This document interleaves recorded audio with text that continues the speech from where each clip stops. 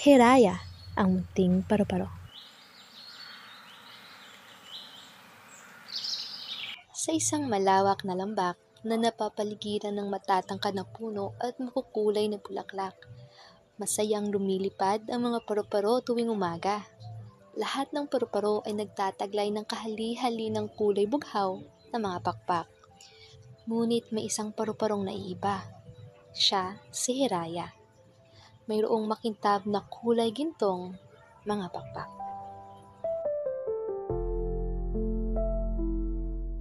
Sa gitna ng lambak, nagsasayawan ang mga paru-paro.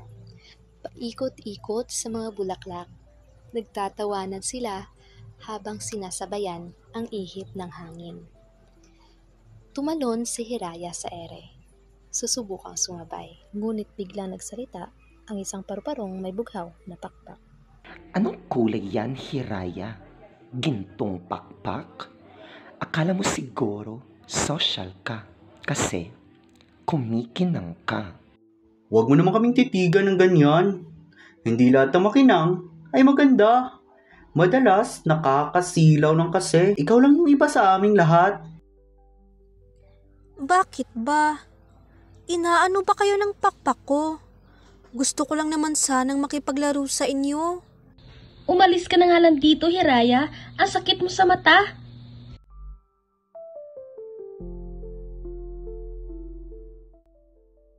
Habang nagpapahinga si Hiraya sa tabi ng ilog, ay nakita niya ang kanyang refleksyon sa tubig at napansin niyang halos wala ng kulay ang kanyang mga pakpak. Parang nawawala ako. Lingid sa kanyang kaalaman, tinatangay ng kalungkutan ang kanyang lakas at ang kulay ng kanyang mga pakpak. Habang si Hiraya ay nakadapo sa kanyang paboritong bulaklak, dumaan si Lola Luni, isang matandang alitaptap. Oh, Hiraya po. Ba't ka nag-iisa rito? Sa tingin ko po kasi, Lola, hindi po talaga ako bagay dito. Tama po sila. Aba, sino naman nagsabing hindi ka bagay rito, Apo? At teka, anong nangyari dyan sa mga pakpak mo? Ang ibang mga paru-paro po. Nakikita nyo naman, Lola.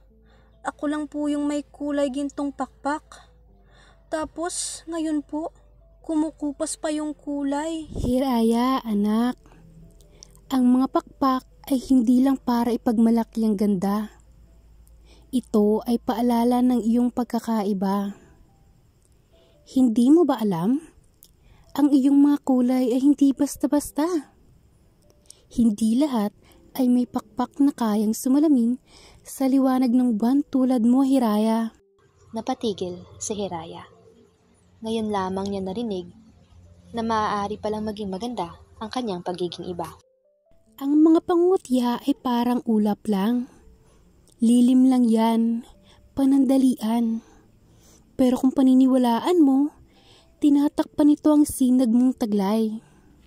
Bakas ang tuwa sa mukha ni Hiraya. Noong marinig niya iyon galing sa kanyang lola, muli siyang nabuhayan ng loob. Ibinuka niya ang kanyang mga pakpak at sa pagdampi ng liwanag ng dapit hapon, unti-unting bumalik ang kanyang mga kulay.